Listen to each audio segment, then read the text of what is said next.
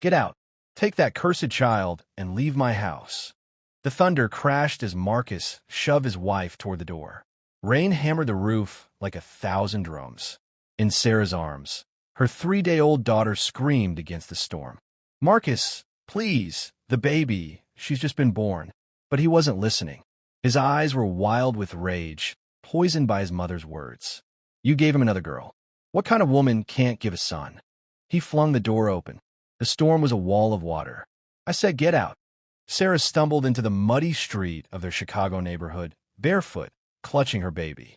She fell to her knees, trying to keep her daughter above the water. Marcus, in God's name, please.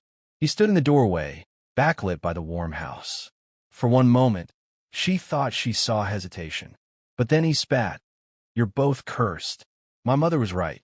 The door slammed. The sound echoed louder than thunder. Sarah knelt in the storm, alone. Neighbors' windows cracked open, eyes watching from behind curtains. But no one came out. She was dying in the rain, and so was her baby. But what happened next would change everything. Don't forget to watch full video and share it to 2,000 people. What would you do if the person you trusted most betrayed you like this? Have you ever felt abandoned when you needed help the most? Drop your thoughts in the comments below. And don't forget to like and subscribe, because what happens next will leave you speechless. Does Sarah survive? Who is that mysterious barefoot man? Hit that notification bell you won't want to miss. The rain came down harder, as if the sky itself wanted to punish Sarah. She tried to stand, but her legs gave out beneath her. The baby's cries were growing weaker. That terrified her more than anything. My love. Mama's here, she whispered, but her voice was shaking. The cold crept in her bones. She looked back at the house on the south side. Lights still on.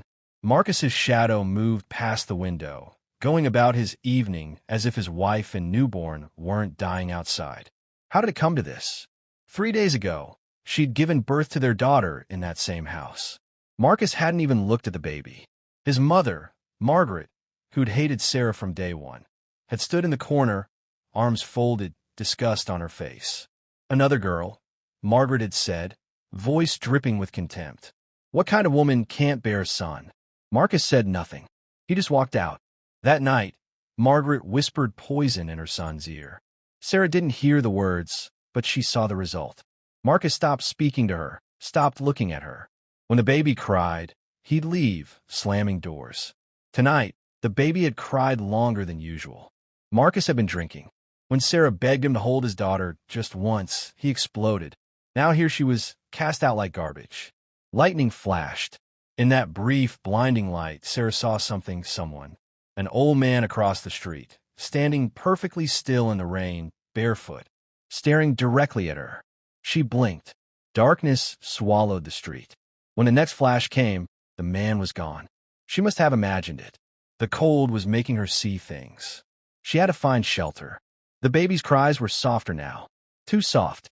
That meant she was losing warmth, losing strength. Stay with me, baby. Please. Sarah forced herself to her feet. Her vision blurred. She stumbled forward, not knowing where she was going, only knowing she couldn't stay here. 1 step, 2 steps. She fell. This time, she didn't get up. Her arms stayed wrapped around her baby, holding her close, keeping her above the water. But Sarah's eyes were closing. Her body was shutting down. The last thing she saw before darkness took her was a pair of bare feet standing beside her in the mud. And then, nothing. Sarah's eyes fluttered open. The first thing she felt was warmth. Not the biting cold of the storm. Not the mud. Warmth. The second thing she noticed was silence. The rain had stopped. Or no, she could still hear it, distant now, drumming softly against a roof somewhere above her. My baby. Panic flooded her chest. Where's my baby? Easy, easy, dear. She's right here. She's safe. Sarah's head snapped toward the voice. An older woman sat on a wooden chair beside her, cradling Sarah's daughter.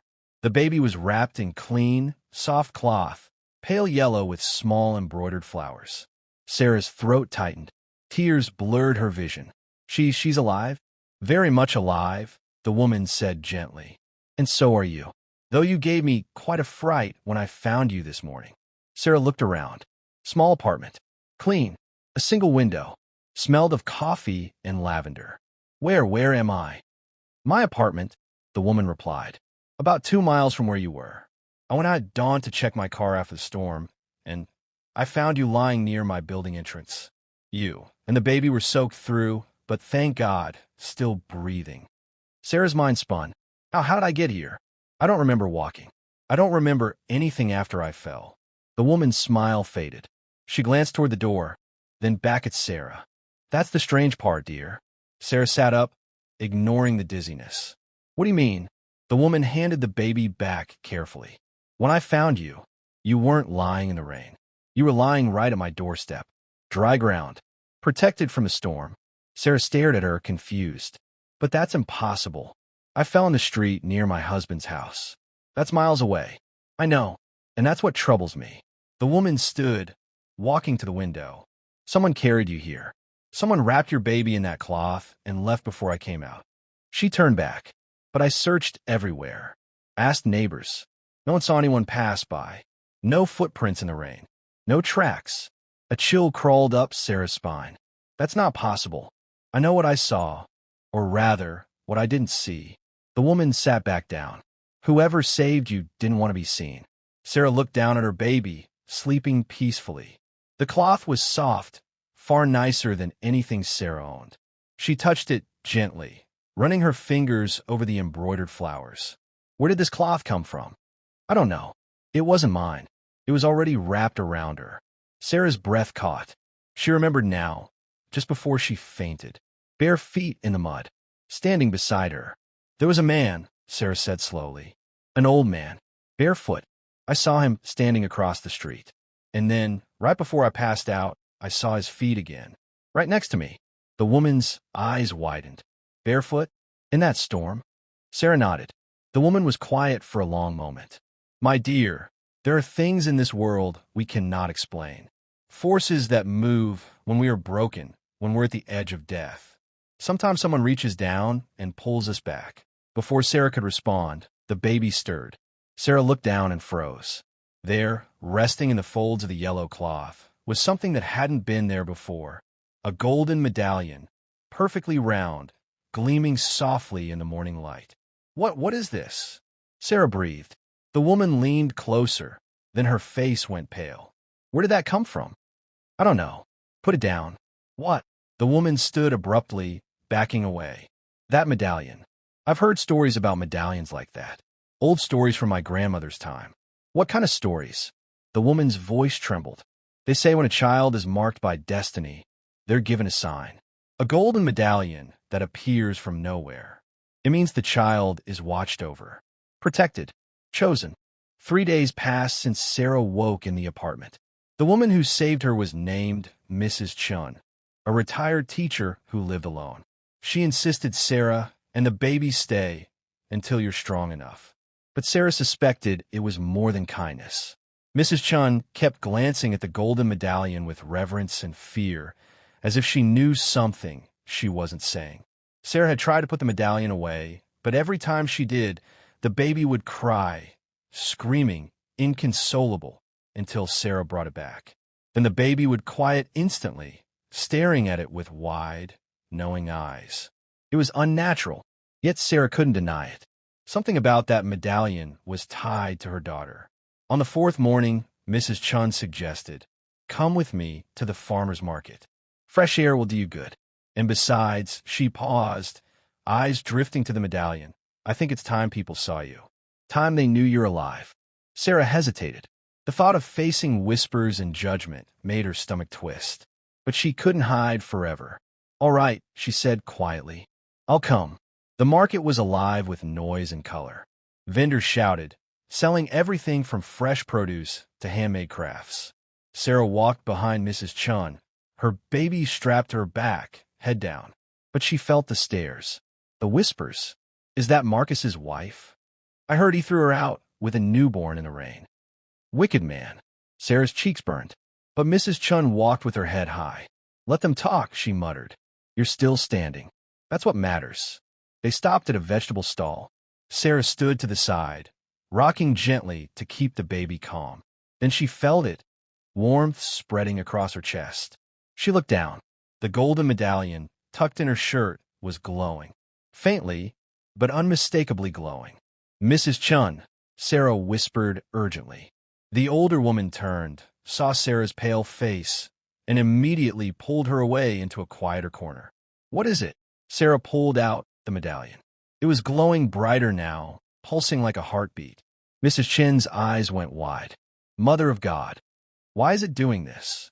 Before Mrs. Chun could answer, an elderly woman sitting nearby gasped loudly. "The Medallion of Destiny," she cried, pointing. "She carries the Medallion of Destiny." Heads turned. Murmurs rippled through the market. Sarah tried to hide it, but the old woman was already shuffling toward her, eyes bright with awe and fear. "Where did you get that, child?" I don't know. It just appeared. After the storm." "The storm?"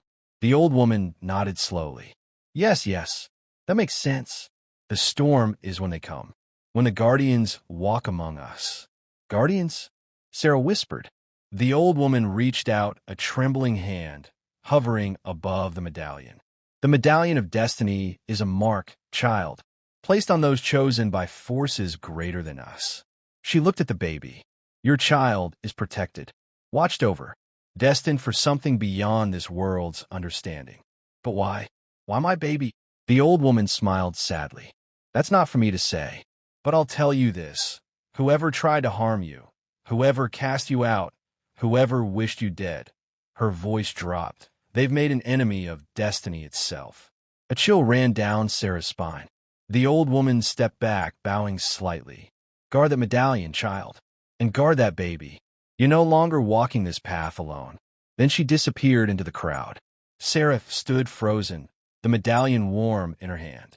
"Come," Mrs. Chin said quietly. "We need to leave. Now." By the time they returned to the apartment, the entire market was buzzing. By sunset, the news had reached neighboring communities. By nightfall, it had reached Marcus. Marcus sat in his house, staring at the wall. His mother's voice droned beside him. "She's trying to embarrass you, Marcus. Going around with some fake medallion, pretending to be special. You should bring her back. Discipline her properly." "Shut up, Mom." Margaret's mouth snapped shut, eyes wide with shock. Marcus stood, pacing. He'd heard the rumors, the whispers, the glowing medallion, the Destiny child, his wife, his child. And now people were looking at him differently. Not with pity, with disgust. He threw out a blessed child. He cast out a woman marked by destiny. Foolish man. Marcus's hands curled into fists. This wasn't how it was supposed to go. She was supposed to come crawling back, begging, broken. Not this. Not glowing medallions and destiny and whispers of guardians. "I'm going to find her," he muttered. "What?" "I'm going to bring her back. Before this gets worse." Margaret stood, face twisted in anger. "You will do no such thing. That woman is a witch, Marcus. She's cursed you." "Shut up." Marcus turned on his mother, eyes blazing. "This is your fault. You poisoned my mind. You made me throw her out. And now look what people are saying about me. About us." Margaret recoiled, stunned. Marcus grabbed his jacket and stormed toward the door. "I'm going to fix this." He slammed the door and disappeared into the night.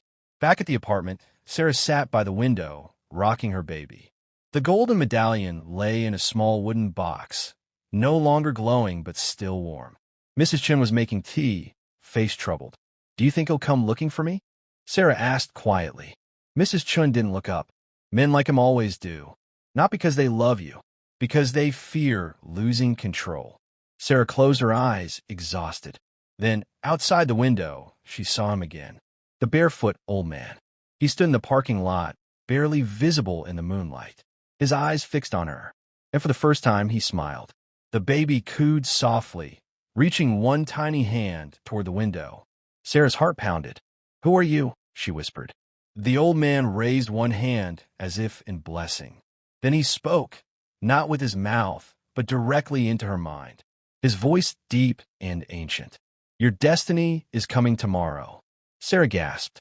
The old man faded into darkness, and the golden medallion began to glow again.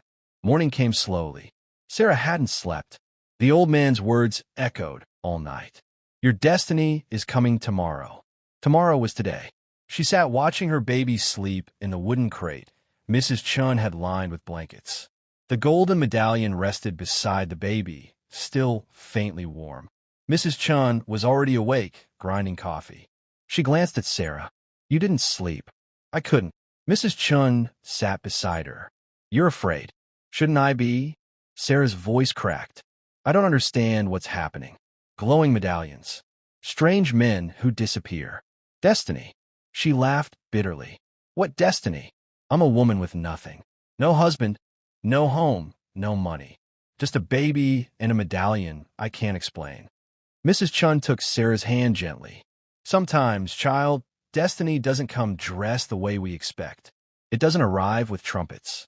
Sometimes it comes quietly, a stranger, an opportunity, a door opening when you thought all doors were closed. But what if I'm not strong enough?" Then you get back up, just like you did in that storm. Before Sarah could respond, they heard it. Engines. Multiple vehicles. Growing louder. Mrs. Chun stood quickly, moving to the window. Her eyes widened. "Sarah, come see this." Sarah joined her. Her heart pounded. A convoy of black SUVs rolled down the street. Sleek, expensive vehicles that looked out of place. Neighbors gathered, staring, pointing. The convoy stopped outside Mrs. Chen's building. Doors opened. Men in dark suits stepped out, clearly security. Then from the center vehicle, a tall man emerged. He was in his 50s, dressed in an elegant suit. His presence commanded immediate respect. One security guard knocked on the apartment door. Mrs. Chun and Sarah exchanged glances. "Should we open it?" Sarah whispered. "We don't have much choice." Mrs. Chun opened the door slowly. The security guard nodded respectfully. "Good morning, ma'am. We're looking for a woman and her baby. We were told they're staying here." Mrs. Chen's protective instincts flared. "Who's asking?" The tall man stepped forward, expression kind but serious. "I am. My name is Dr. James Morrison. I run the Morrison Foundation for Women's Empowerment." His eyes moved past Mrs. Chun, landing on Sarah. "And I believe I've been searching for you." Sarah's breath caught. "Me?" Dr. Morrison smiled gently. "May I come in?" Minutes later, they sat inside. Dr. Morrison on a chair, his security outside, Sarah across from him, clutching her baby. "I don't understand," Sarah said. "Why are you here? How did you know about me?" Dr. Morrison leaned forward. 3 days ago, I had a dream." Sarah blinked. "A dream?" "Yes. Very vivid. I saw a woman in the rain, holding a baby, crying, begging for mercy. And then I saw an old man, barefoot, simple clothes, standing over her, protecting her. When I woke up, I couldn't shake the image." Sarah's skin prickled. "The next night, same dream. But this time the old man spoke to me. He said, 'Go to the south side. Find the woman with the golden medallion. Her destiny is tied to yours.'" Sarah's hand instinctively moved to the medallion tucked in her shirt. Dr. Morrison's eyes followed. His expression shifted, recognition and emotion. "You have it," he said softly. "The medallion." Sarah hesitated, then slowly pulled it out, holding it in her palm. The moment Dr. Morrison saw it, his face went pale. He stood abruptly, breath catching. "Where? Where did you get that?" "I don't know. It just appeared after the storm." Dr. Morrison stared for a long moment, jaw tight, eyes glistening. Then, with trembling hands, he reached into his pocket and pulled out a photograph. He handed it to Sarah. The photograph was old, faded. A young Dr. Morrison standing beside an older man, barefoot, dressed in simple white clothes, smiling. Around the old man's neck, a string of golden medallions, identical to Sarah's. Sarah's hand shook. "My father," Dr. Morrison whispered, voice thick with emotion. "He died 20 years ago, but before he passed, he told me something I never understood. He said, 'One day you'll meet someone marked by the circle of medallions. When you do, you must help them. It's your purpose, your destiny.'" Sarah felt tears streaming down her face. "The barefoot man I saw, he looked exactly like this." Dr. Morrison closed his eyes, a single tear slipping down his cheek. Then he's still watching, still guiding. Silence filled the room. Finally, Dr. Morrison sat back down. "I came here today to choose women for an empowerment program. Business training, startup grants, housing support, mentorship. We're selecting 10 women from this region. He paused. But I didn't come for 10 women. I came for you. But why me? I'm nobody. I have nothing. You have everything that matters, Dr. Morrison interrupted gently. You survived. You endured. You protected your child when the world turned its back. And you carry a mark I cannot fully explain. But I know, deep in my soul, I was meant to find you. He reached into his jacket and pulled out an envelope, placing it in her hands. This is your acceptance letter. Inside, information about the program, a housing stipend, and a business startup grant of $20,000.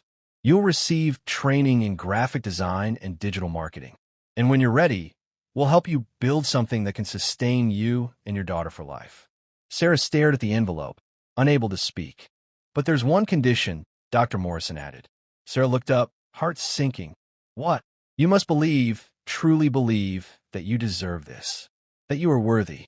Because if you walk into this program thinking you're still that woman thrown into the storm, you'll never become the woman you're meant to be. His words hit like a wave. Mrs. Chun squeezed Sarah's hand. Sarah looked at her baby, then at the medallion, warm in her palm. For the first time since that terrible night, she felt something she thought she'd lost. Hope. I'll do it, she whispered. Dr. Morrison smiled. Good. We leave in 3 days. Use that time to prepare. He stood, extending his hand. Your new life begins. As Dr. Morrison's convoy prepared to leave, he paused at the door. One more thing. The old man in your storm, my father, he used to say, destiny doesn't rescue the weak. It reveals the strong who are always there, hidden beneath the weight of the world. You were never weak, Sarah. You just didn't know how strong you were. That evening, as the sun set, Sarah sat outside with her baby in her arms. The medallion rested in her lap. Somewhere in the distance, she thought she saw him, the barefoot old man, watching over her. She whispered into the evening air, "Thank you." The wind carried her words away, and the medallion glowed softly, just once, as if in response. The 3 days passed like a dream. Sarah spent them in quiet disbelief, preparing for a future she never imagined possible. Dr. Morrison's team helped her open a bank account. $20,000 appeared, more money than Sarah had seen in her life. Mrs. Chun helped her pack. You'll write to me? The older woman asked, voice thick with emotion. Every week, Sarah promised, embracing her tightly. I'll never forget what you did. Mrs. Chun cupped Sarah's face. You save yourself, child. I just gave you a place to rest. Now go. Become everything you were meant to be. That night, Sarah lay awake one last time in Mrs. Chen's apartment, her baby beside her, the medallion glowing faintly in the darkness. She thought about Marcus, about the life she'd left behind, about the woman she used to be, the one who believed she deserved the abuse, who stayed silent, who thought love meant enduring pain. That woman was gone. Tomorrow, a new woman would rise. The convoy arrived at dawn. Dr. Morrison stepped out, dressed casually, smile warm and genuine. Are you ready?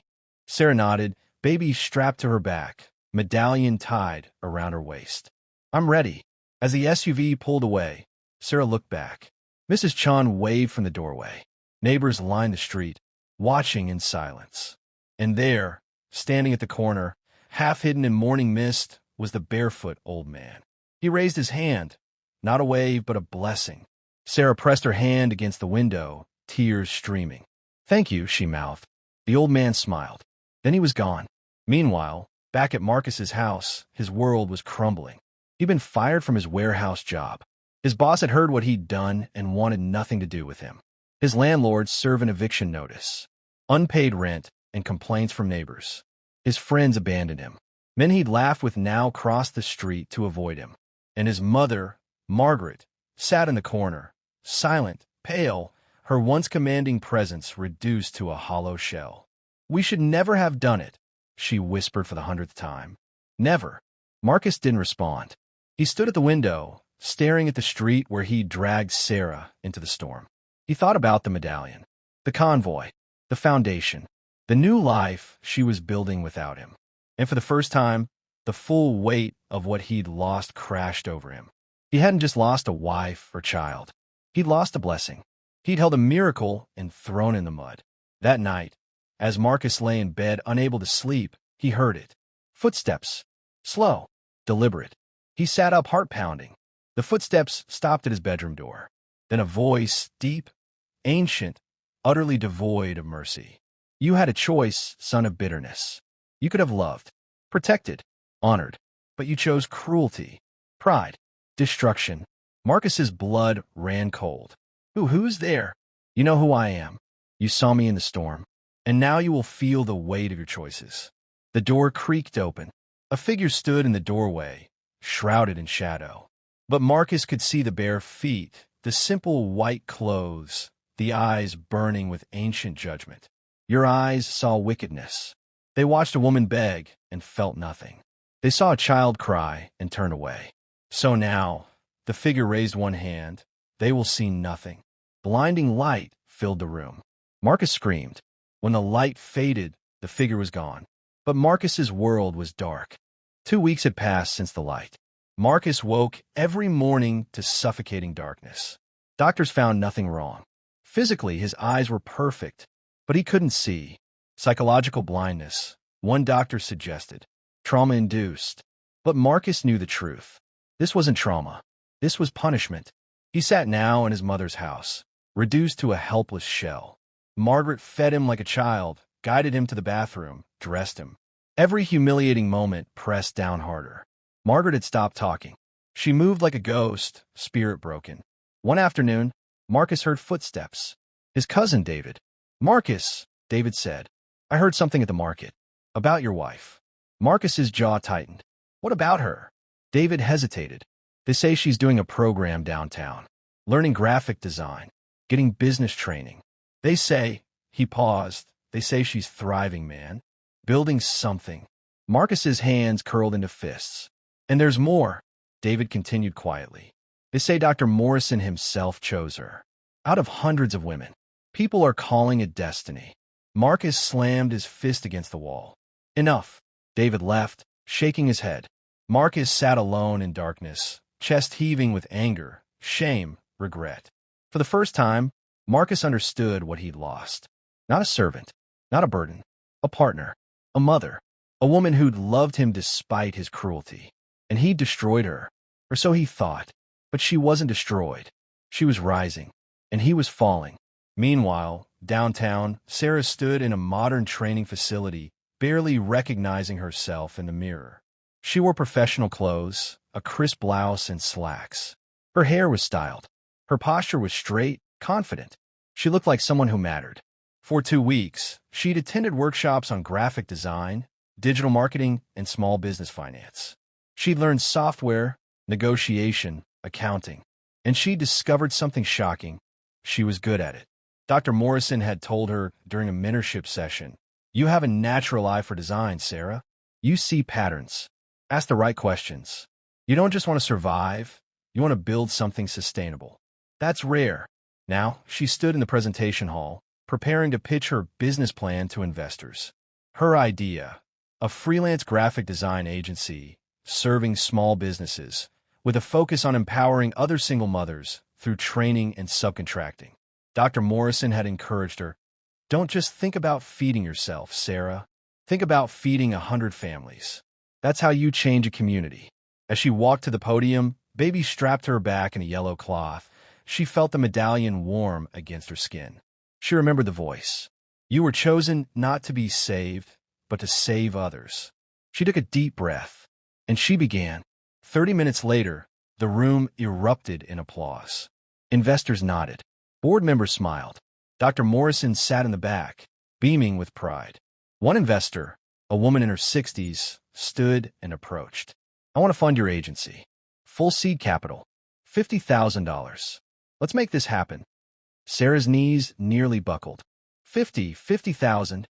The woman smiled. "You have vision, young lady, and courage to execute. That's worth investing in." As the meeting ended, Dr. Morrison walked Sarah back to her apartment. "You did it," he said proudly. "You turned pain into purpose. That's what destiny looks like."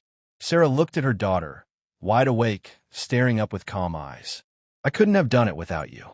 Dr. Morrison shook his head. "No, I just opened the door. You walked through it. Never forget that. That night, alone in her apartment, the medallion began to glow one final time. Sarah held it, waiting. The voice returned, gentle, warm, fading. You have done well, daughter. The circle continues through you now. Teach your child. Build your business. Help other women. And when the time comes, pass the light forward. Will I see you again? Sarah whispered. You will see me in every woman you help, in every life you change, in every door you open. I'm not gone. I'm simply everywhere. The glow faded. Sarah smiled through tears. Thank you for everything.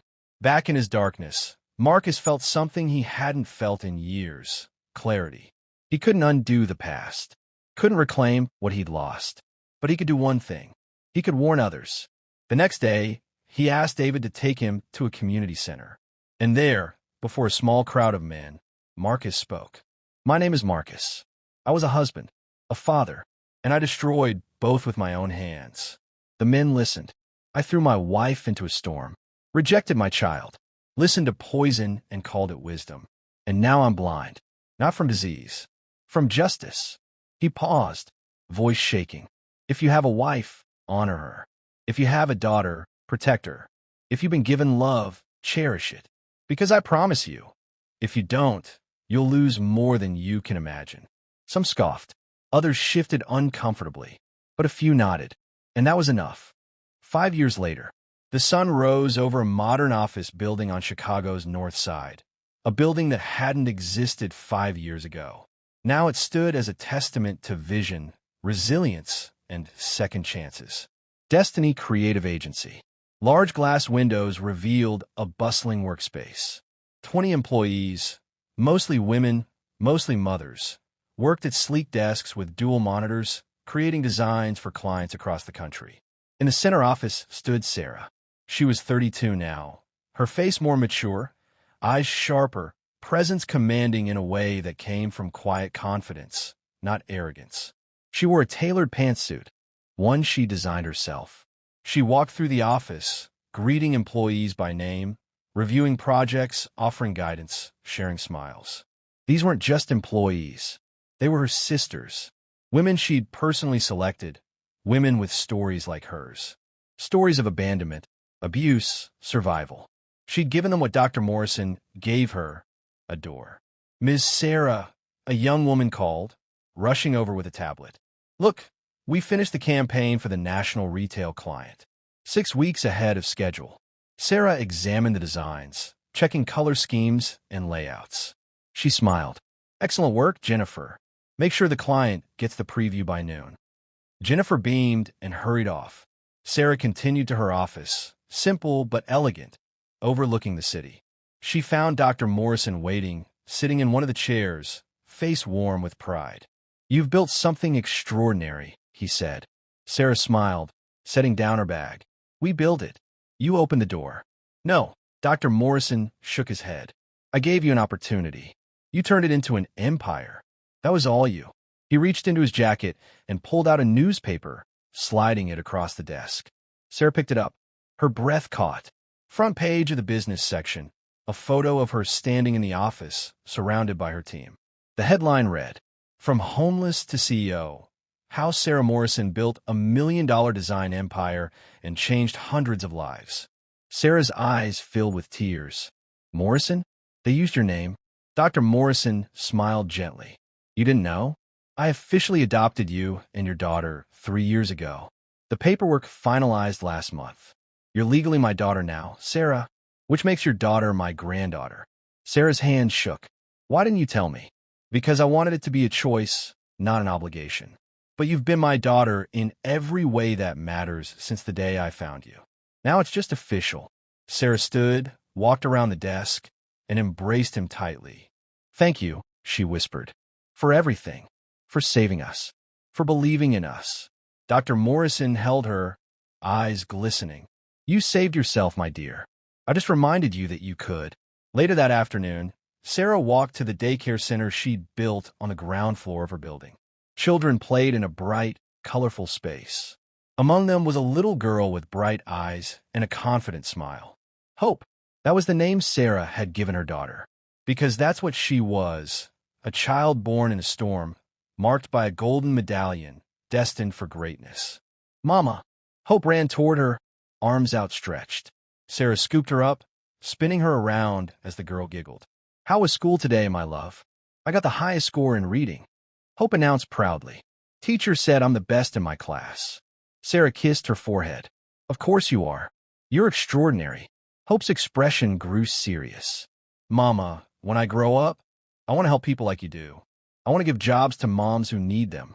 Sarah's chest tightened with emotion. She knelt to meet Hope's eyes. Then that's exactly what you'll do. Because you were born for it, darling. You carry something special inside you. Never forget that. Hope nodded solemnly, touching the small medallion she wore on a delicate chain around her neck. Sarah had told her daughter the story, age-appropriate, of course, about the storm, the guardian, the medallion that appeared. Hope wore it now as a constant reminder of where they'd come from and what they'd survived. As they walked back toward Sarah's office, Hope asked quietly, Mama, do you ever think about him? About my father? Sarah paused. She'd known this question would come eventually. Sometimes, she said honestly, but not with anger anymore.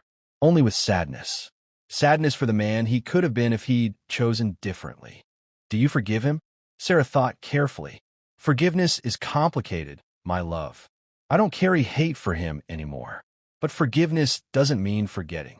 It doesn't mean allowing someone back who hurt you.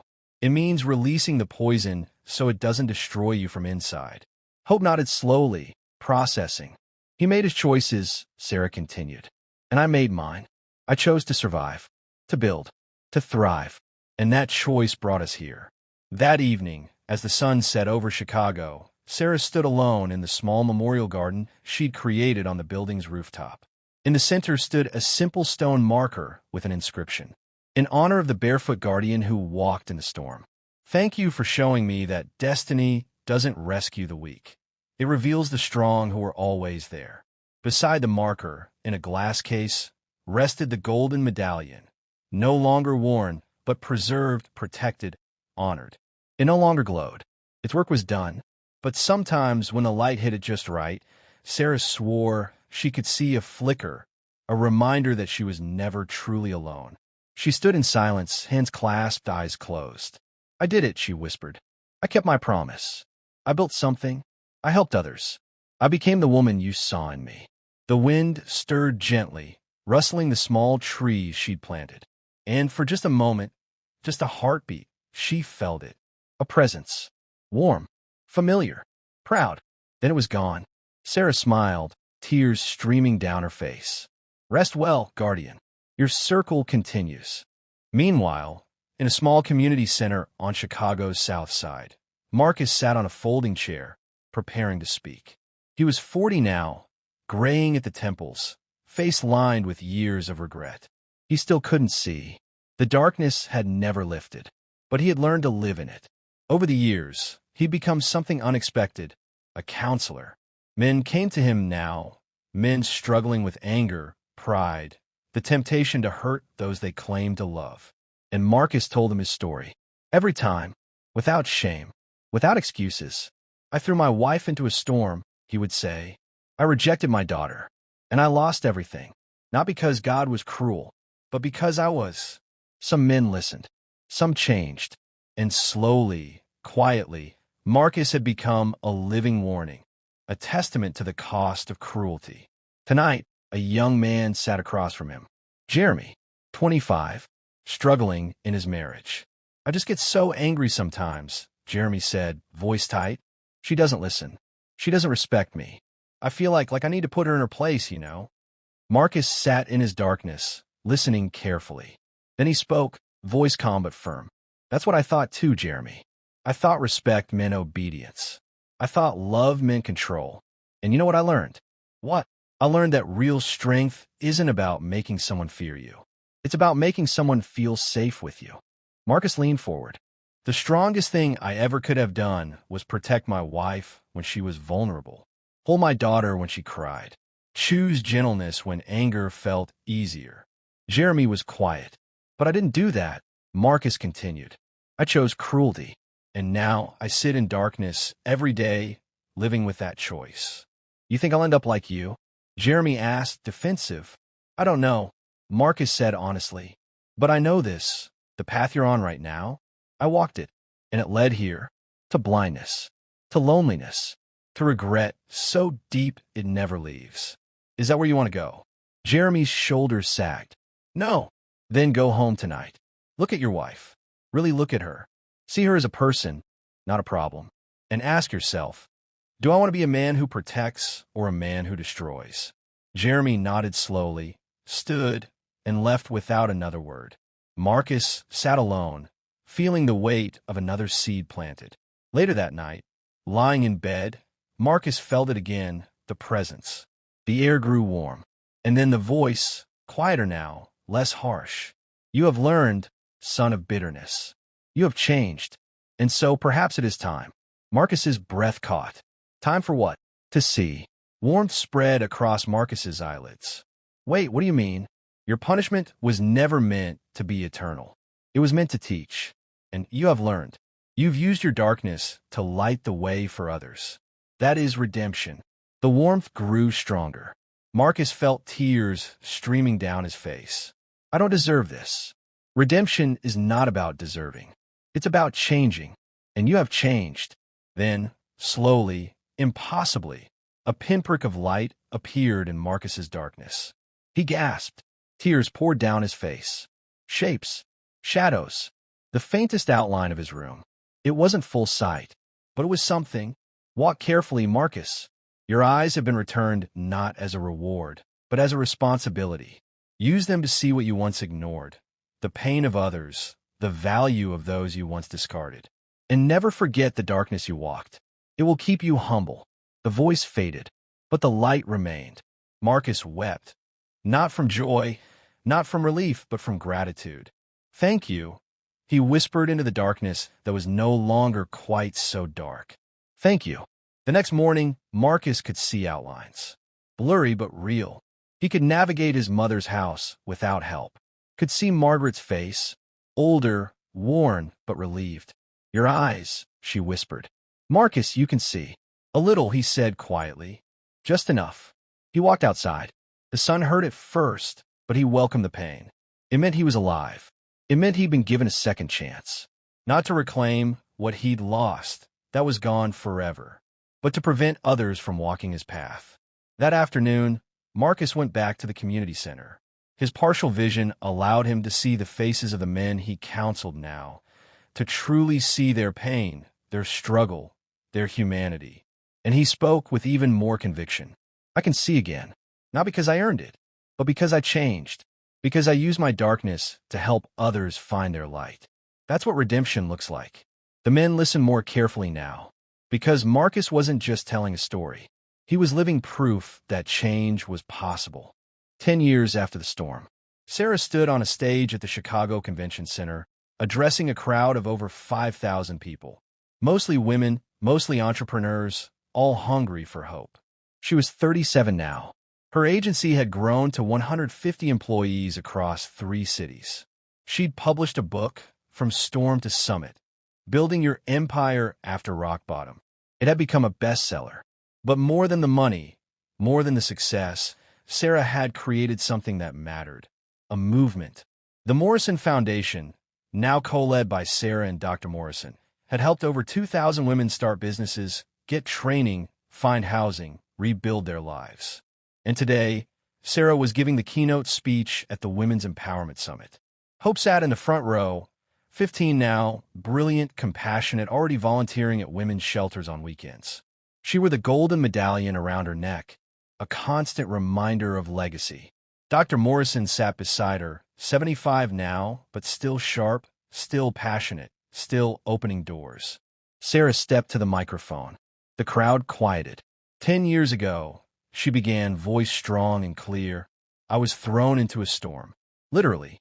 My husband dragged me into the rain with my 3-day-old baby and slammed the door. I fell in the mud. I was dying. And I thought that was the end of my story. The crowd was silent, hanging on every word. But it wasn't the end. It was the beginning. Because in that storm, I learned something that changed my life. Destiny doesn't rescue the weak. It reveals the strong who are always there. Applause rippled through the audience. I didn't become strong in that storm, Sarah continued. I was always strong. I didn't know it yet. The storm didn't give me strength. It showed me the strength I'd been carrying all along.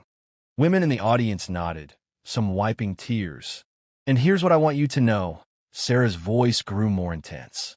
Whatever storm you're in right now, whatever betrayal, whatever loss, whatever darkness, you're stronger than you think. You are more capable than you believe. And your destiny is not behind you. It's ahead of you, waiting for you to step into it. The crowd erupted in applause. Sarah smiled, feeling the warmth of the medallion against her skin. She'd started wearing it again for speeches like this. So here's my challenge to you, she said. Don't just survive your storm. Build something from it. Help someone else who's drowning. Open a door for someone who thinks all doors are closed. Because that's how the circle continues. Standing ovation. 5,000 women on their feet. After the speech, Sarah met with individual women, listening to their stories, offering advice, connecting them with resources. One woman approached, late 30s, eyes red from crying. Ms. Morrison, I just want to thank you. My husband threw me out last month. No money, nowhere to go. I thought my life was over. But hearing your story, it gave me hope that maybe I can survive this. Sarah took both her hands. You won't just survive it. You'll build something beautiful from it. I promise you. The woman nodded, tears streaming. As the evening wound down, Sarah stepped outside for air. The Chicago skyline sparkled in the twilight.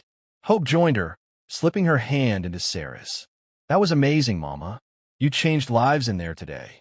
Sarah squeezed her daughter's hand. We changed lives. This is your legacy too, my love. I know, Hope said softly. And I'm ready.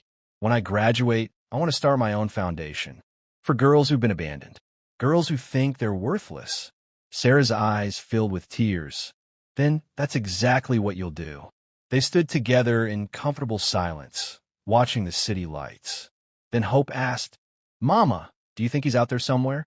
Watching us. The guardian? Sarah smiled. I know he is. No, Hope said quietly. I mean my father. Sarah's smile faded. She was quiet for a moment. I don't know, sweetheart. Maybe. Would you ever want to see him again? Sarah thought carefully. I don't need to see him. That chapter is closed. But I hope, wherever he is, he's become someone different. Someone better. Someone who helps instead of hurts. Do you think people can really change? Hope asked. I think some people can, Sarah said. If they're willing to face what they've done. If they're willing to do the hard work. Change is possible, but it's rare. Unknown to them, across the city, Marcus sat in a small community center office, now serving as a full-time domestic violence counselor. His sight had improved over the years. Not perfect, but functional. Enough to see faces. Enough to read. Enough to look men in the eyes when he told them his story. Tonight, he was meeting with a young father named Andre, 28, who'd just been arrested for assaulting his girlfriend. I don't know why I did it, Andre said, head in his hands. I get so angry. Marcus leaned forward. I know that anger. I lived in it for years, and it cost me everything. He told Andre his story. All of it. The storm, the rejection, the blindness, the years of regret. Your wife, Andre said quietly. Do you know what happened to her? Marcus smiled sadly. I do, actually. I've followed her story over the years. She's one of the most successful entrepreneurs in Chicago now. She's helped thousands of women. She's extraordinary. You must regret losing her. Every day, Marcus admitted. But my regret isn't about wanting her back. That ship sailed long ago. My regret is about who I was. What I did. The pain I caused. He paused. But I can't undo it. All I can do is make sure other men don't make my mistakes. Andre was quiet for a long moment. Then he said, I don't want to be you in 10 years. Sitting alone, full of regret. Then don't be, Marcus said simply. Change now. Get help. Do the work. Choose differently. Andre nodded slowly. I will. I'll try. Don't try, Marcus said firmly. Do it. Your family deserves better. And so do you. After Andre left, Marcus sat alone in his office. On his desk was a newspaper clipping, the article about Sarah from years ago. He kept it as a reminder. Not of what he'd lost, but of what was possible when someone chose to rise. He smiled, genuinely proud of her, even from a distance, and whispered into the empty room. "You did it, Sarah. You became everything you were meant to be." And somewhere across the city, as Sarah and Hope walked back to their car, the medallion around Hope's neck began to glow, just for a moment. Hope gasped. "Mama, look." Sarah looked down. The warm golden light pulsed once, twice, then faded. Hope's eyes widened. "Was that?" "Yes," Sarah whispered, understanding immediately. "He's still watching, still with us." They stood in the parking lot, holding each other, feeling the presence of something greater than themselves. And then, carried on the evening breeze, Sarah heard it one final time, the voice that had saved her life. "The circle continues, daughter. Through you, through your child, through every life you touch. This is your legacy. This is your destiny. Well done." Tears streamed down Sarah's face. "Thank you," she whispered, "for everything." The presence faded, warm and gentle as a sunset. Hope looked up at her mother. "What did he say?" Sarah smiled through her tears, pulling her daughter close. "He said our work isn't finished. The circle continues, and it continues through us." Hope nodded, touching the medallion. "Then let's keep going, Mama. Let's help more women. Let's open more doors." "Yes," Sarah said, kissing her daughter's forehead. "Let's change the world." And as they drove home through the Chicago night, the medallion rested against Hope's heart, warm, golden, eternal. A reminder that destiny doesn't rescue the weak. It reveals the strong who are always there. And the circle, the beautiful, unbreakable circle, continues forever. If this story touched your soul, if you've ever survived your own storm, if you believe in second chances and the power of destiny, I need you to do something for me right now. Like this video if Sarah's story inspired you. Comment below with your own survival story. When did you rise from the ashes? Subscribe and turn on all notifications so you never miss another powerful story. Share this with someone who needs to hear it, someone in their own storm who needs hope.